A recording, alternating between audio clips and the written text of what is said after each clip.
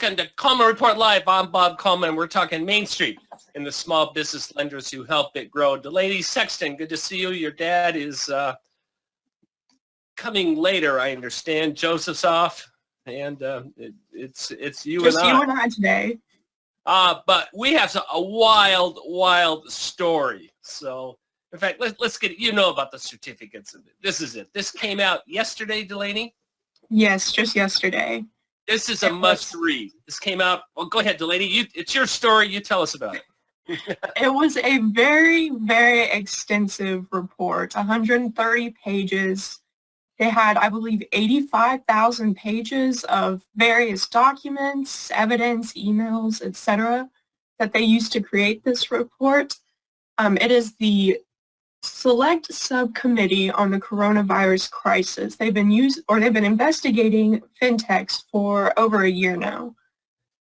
They targeted 4 specific fintechs: Womply, Cabbage, Blue Acorn, and Blue Vine. And Cabbage just filed bankruptcy, correct? Cabbage has filed bankruptcy. Regarding Cabbage, go ahead. No, it's your story. Don't mean to interrupt you. Go ahead.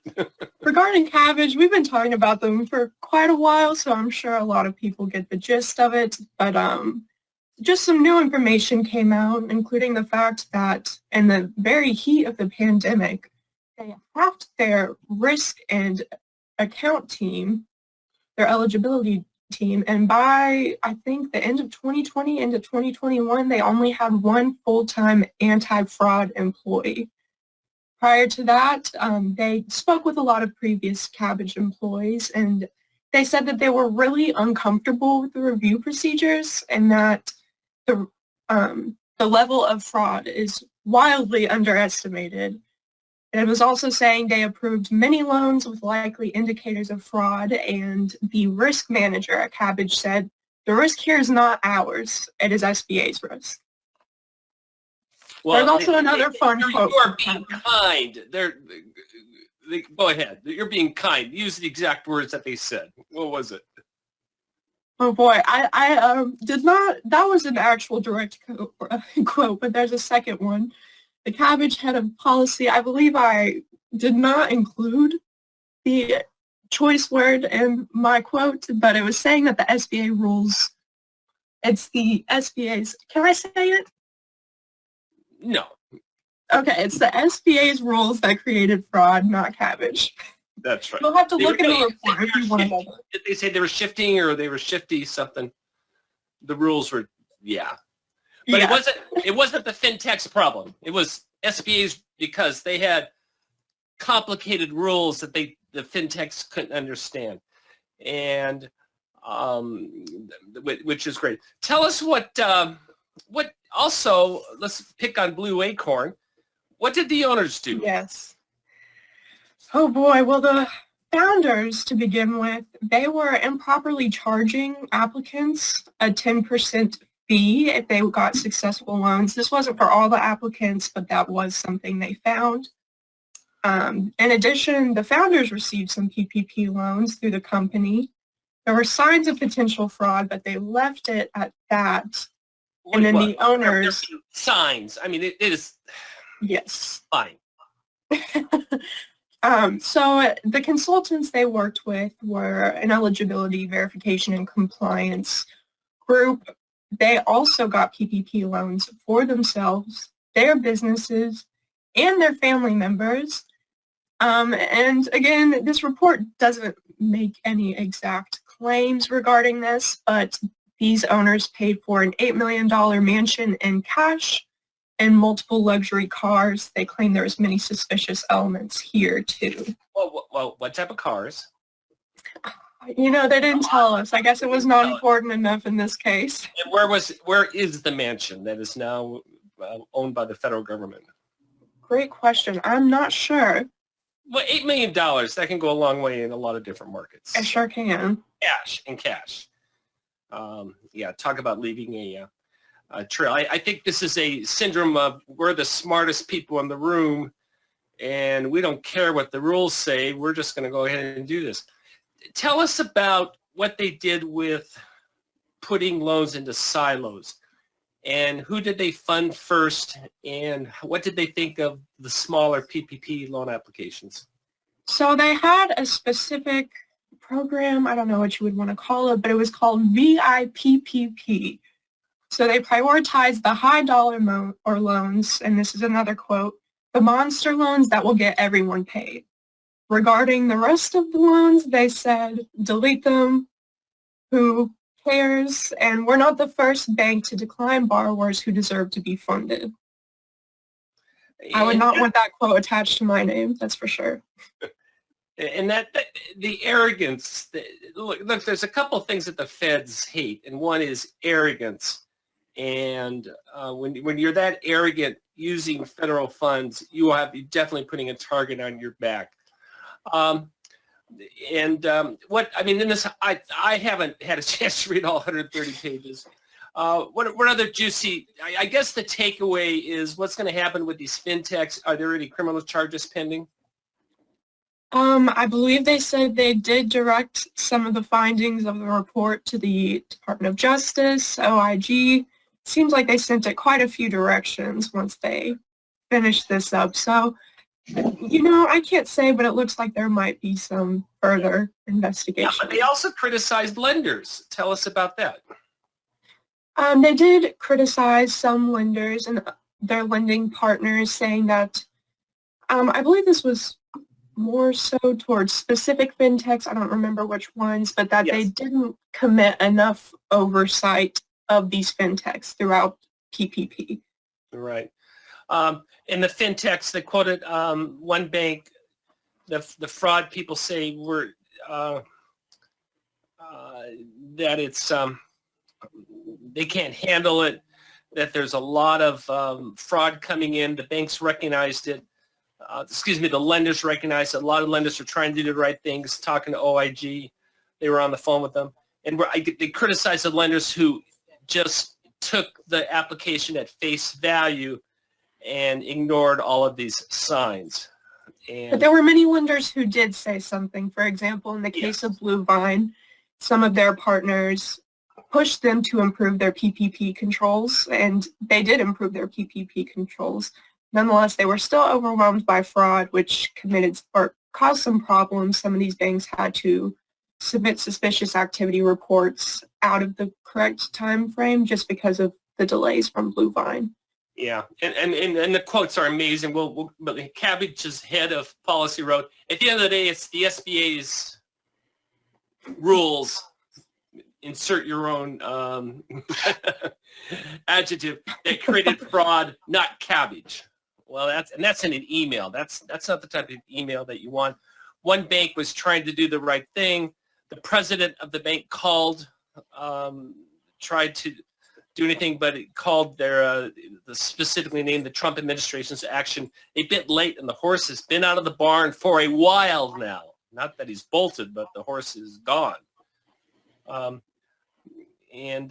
Profits, Blue Acorn got nearly $300 million in profits, and awarded its ownership $8.6 million in bonuses, and it just goes on and on and on. Well, I have a couple thoughts. I think this is obviously very damning report to fintechs. It's going to be interesting on how this coincides with what we hear that they want to give fintechs SBLC licenses. That's going to be a hurdle that I know the incoming Republican chair, Lukenmeyer, at the House Small Business Committee has said, we're not going to allow that. And it's damning for lenders who did not do the due diligence as well. And they've already gone after, the Justice Department's already gone after a couple of, one lender on false claims, and they're going to be going after other lenders. So this is not over. This is, I'm all a big Churchill fan. This is the this is the beginning.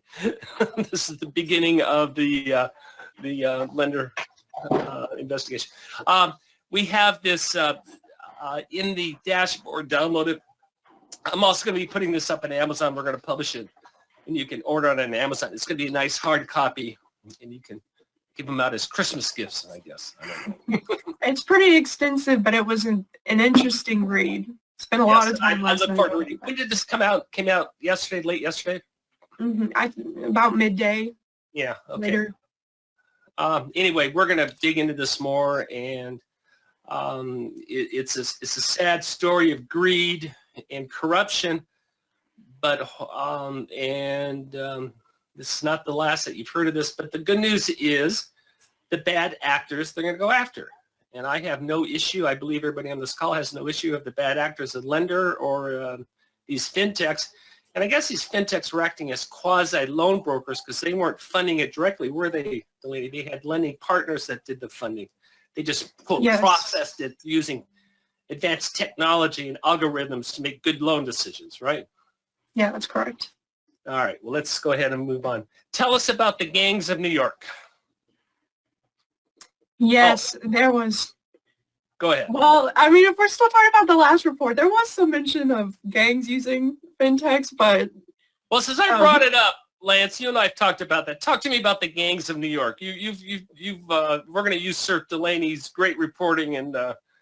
Well, I mean, it's hard not to go on YouTube or one of the social media platforms, and if you type in PPP, it's not hard to find videos that depict gangs getting together in a room and submitting PPP applications and kind of making fun of the process. So, you know, my knowledge comes mostly from being somebody that was very involved in PPP and just being curious and looking up things that were available online, and it appears that there were a number of gangs that got involved in getting PPP funding. So. Talk about low-hanging fruit. When you give the prosecutor the video evidence they need to prosecute, that's... Yeah, it's quite interesting what you can find on social media and online. And of course, all that stuff's true. I mean, anything on the internet's... Absolutely. Go ahead, Delaney. What happened in New York with our city and state public employees? Yes, there were 17 employees from New York City who were charged. Most of them have been arrested. This included civil servants, NYPD employees, a few employees from the Department of Corrections, the Human Relations Administration, the Metropolitan Transit Authority. What else was there? The Department of Education and the Administration of Children's Services. So we've got quite a few different places they're coming from. Delaney, I mean, this is just a case of greed. So-and-so, hey, so-and-so's cousin got money, you can do it too, this is how you do it, and bam. No concept of right or wrong, just, hey, it's got to be okay, it's coming from the government, and bam. So unfortunately, all these people, in a momentary lapse of good judgment, now they're going to be out of a job, and they're going to go to, some of them are going to go to jail. Well, and it all comes that was down. to Delaney, Lance. Hold on. Delaney, respond. Well, it all comes down to, in PPP, if you owned a business, you could be eligible. If you were an independent contractor, you potentially could be eligible. But people that are employed in a full-time, people who work for someone, typically would not be eligible for PPP unless they had some sort of side job that they did, some sort of independent contracting situation, some sort of Schedule C filing. So it does seem like a few of them had a business, very few, but nonetheless they still overestimated employees and their gross revenue. So well, I guess some of them have businesses, but... I like the captain for the Department of Corrections. He's he or she. And obviously, when you have that type of position, you have a huge target. And they're going to go after you, and rightly so. Go ahead, Lance. Well, and I think, Bob, we've talked about this.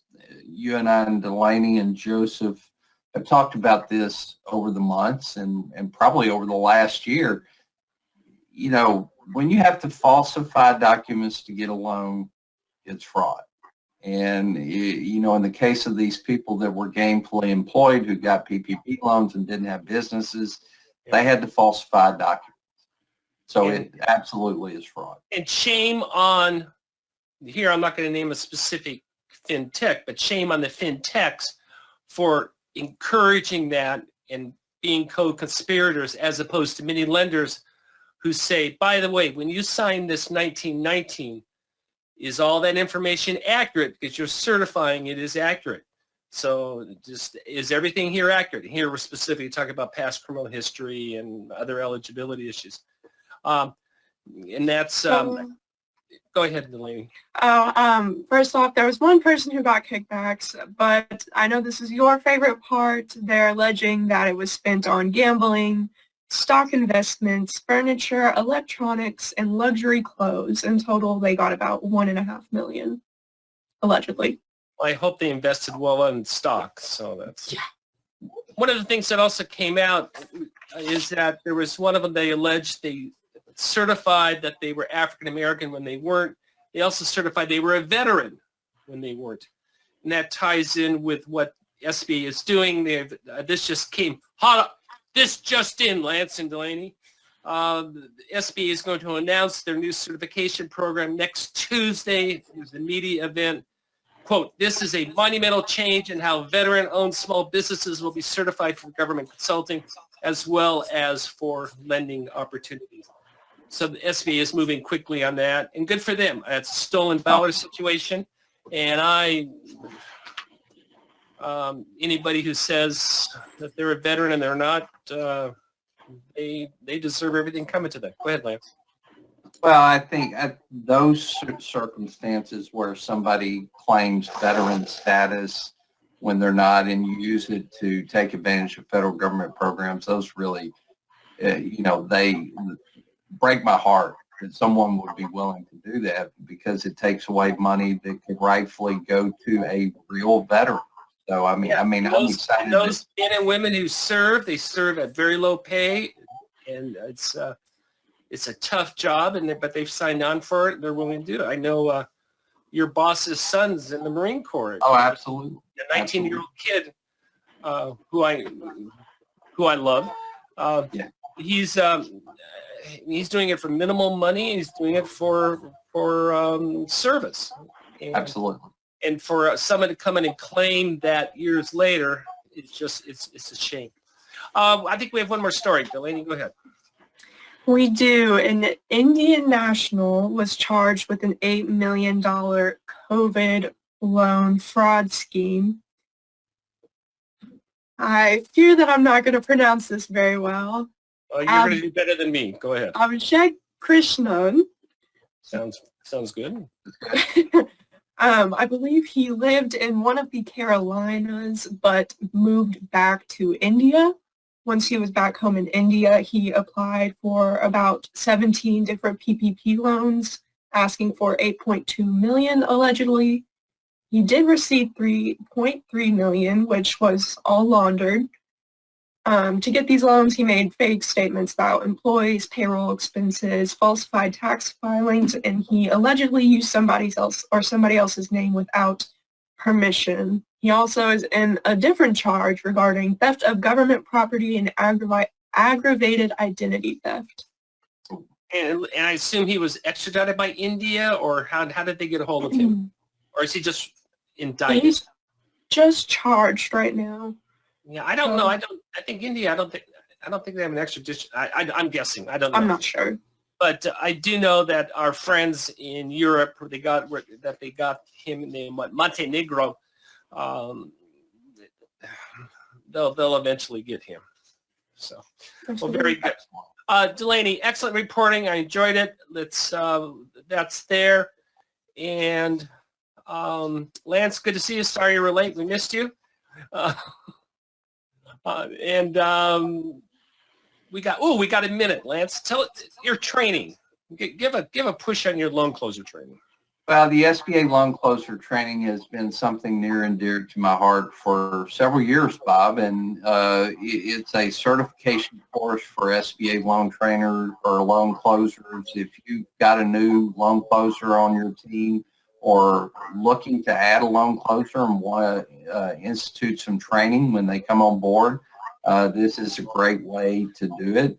It's an 8-week course with daily 15-minute segments, and it will expose them to all areas of SBA lending. And Bob, as we all know, we won a couple of the national awards for the SBA certified Not only loan. that, yeah, which you deserve, but not only that, but we're pushing about 500 people being trained as loan closers. At least, yes. Yeah, we'll get that number, but it's an amazing number that have been trained, and Lance does a great job in that. Well, thank you all for joining us today for Coleman Report Live and for supporting America's Main Street, one entrepreneur at a time. Have a nice weekend. Thank you for joining us today for today's episode. If you like today's content, hit that subscribe button to subscribe to our channel and click that bell icon to get notified about our latest videos. Thank you again for joining us today and for supporting America's Main Street, one entrepreneur at a time. Catch you next time.